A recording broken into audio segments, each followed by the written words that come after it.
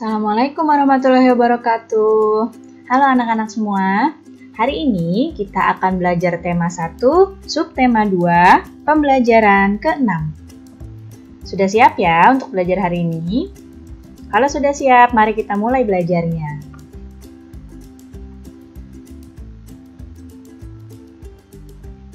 Di sini ada dua orang anak sedang bercakap-cakap.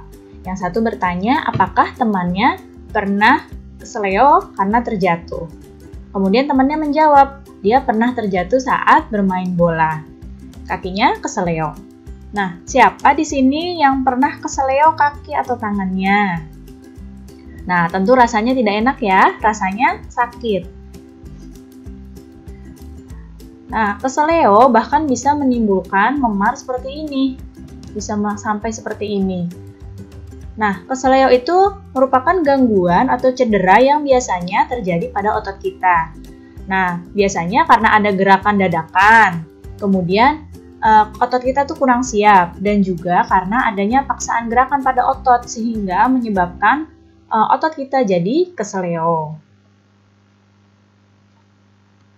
Nah, di sini ada macam-macam gerakan otot. Gerakan otot yang pertama itu ada gerak meluruskan dan membengkokkan. Contohnya gerakan lutut, siku, dan ruas jari tangan. Nih contohnya seperti ini. Gerakan meluruskan nih, lututnya diluruskan, kemudian sikunya juga diluruskan. Ruas-ruas jari tangannya juga diluruskan. Kemudian kalau gerakan membengkokkan nih, kakinya dibengkokkan seperti ini. Sikunya juga dibengkokkan, tangannya juga jari-jari tangannya juga dibengkokkan. Kemudian, gerakan yang kedua adalah gerakan menurunkan atau menekan ke bawah. Contohnya, mengentakkan kaki atau menekan benda menggunakan tangan. Nih contohnya. Gerakan menekan ke bawah. Di sini tubuh kita menekan ke arah bawah. Yang ketiga ada gerakan menaikkan. Gerakan menaikkan itu contohnya mendekatkan lutut ke tubuh atau gerakan jalan di tempat. Nah, ini mendekatkan kaki kita ke arah tubuh. Itu gerak menaikkan ya. Jadi lebih naik. Kemudian ada gerakan memutar. Gerakan memutar itu contohnya gerakan memutarnya lengan. Nah, di sini lengannya sedang berputar-putar ke atas, ke bawah. Lengan kita kan bisa ya digerakkan berputar-putar. Nah, itu namanya gerak memutar. Dan yang satu lagi ada gerak menjauhkan dan mendekatkan tubuh. Contohnya, gerakan menjauhkan adalah gerakan merentangkan tangan. Kemudian ada menggerakkan kaki ke samping. Nah, ini merentangkan tangan, ini gerak menjauhkan. Ya, kemudian kakinya digerakkan ke samping, ini menjauhkan. Ketika tangannya kembali didekatkan ke arah tubuh, itu namanya gerakan mendekatkan ke tubuh. Selanjutnya, bagaimana ya cara merawat otot supaya otot kita tetap sehat? Nah, cara menjaga kesehatan otot kita supaya tetap sehat. Yang pertama, menghindari gerakan yang membebani kerja otot secara berlebihan. Jadi, misalkan kamu mau mengangkat sesuatu, tapi kamu nggak kuat. Nah, jangan kamu paksakan, karena nanti akan membuat otot kita menjadi sakit. Entah tangannya yang jadi sakit, atau punggungnya yang jadi sakit. Kemudian, yang kedua, melakukan peregangan. Terutama ketika kita sudah habis lama duduk, atau kita habis lama dalam kondisi tertentu, kita harus melakukan peregangan supaya badan kita tidak sakit. Kemudian yang ketiga, melakukan latihan rutin. Latihan rutin ini misalnya setiap pagi kita pemanasan di bawah sinar matahari supaya badan kita sehat, otot kita juga kuat. Yang selanjutnya, memenuhi kebutuhan cairan tubuh. Jangan lupa minumnya yang bagus adalah minum air bening. Jadi, jangan kebanyakan minum manis, jangan terlalu banyak juga minuman-minuman yang tidak sehat, tapi minuman yang dibutuhkan oleh tubuh, cairan tubuh adalah minuman air. Selanjutnya, mengkonsumsi makanan yang bergizi dan bermanfaat bagi otot.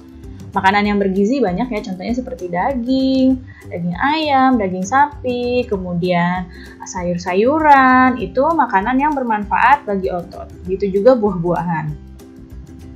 Dan misal badan kita sakit, itu kita harus ringankan nyeri ototnya. Misalkan ada bagian tubuh kita yang sedang tegang-tegang, sedang sakit.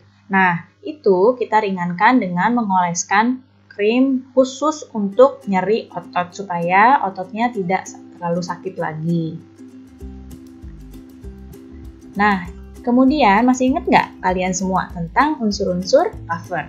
Nah, unsur-unsur cover yang pertama, cover itu punya judul dengan huruf yang menarik. Supaya apa? Supaya menarik minat orang yang mau membaca. Kemudian kalimat penjelasnya mudah dipahami. Biasanya di bawah judul itu ada kalimat yang kecil. Nah, itu kalimatnya harus mudah dipahami. Kemudian yang ketiga ada nama penulis. Yang keempat, gambarnya juga yang menarik supaya orang mau membaca. Kemudian yang kelima, terdapat sinopsis di belakang buku. Maksudnya di cover belakang ada sinopsis atau ada rangkuman dari buku tersebut.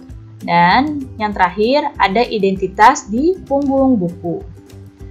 Nah, sekarang ini kita lihat contoh menggambar cover depan buku.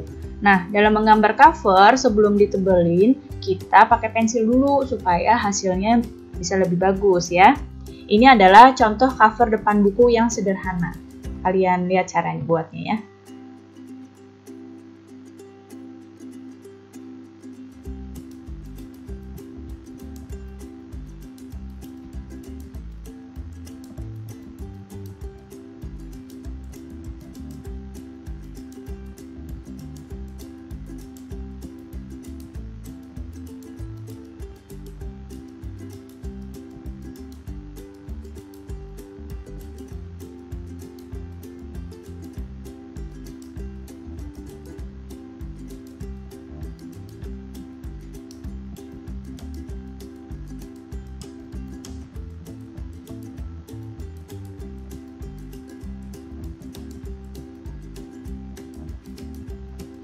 Nah, ini adalah gambar yang sudah jadi contoh cover buku buatan sendiri. Ya, seperti ini. Kalian bisa mengkreasikan gambar-gambar dengan lebih bagus lagi. Yang ini hanya contoh ya. Baik, cukup sekian ya penjelasan Ibu kali ini. Mudah-mudahan kalian dapat mengerti. Sampai jumpa lagi anak-anak semua. Wassalamualaikum warahmatullahi wabarakatuh.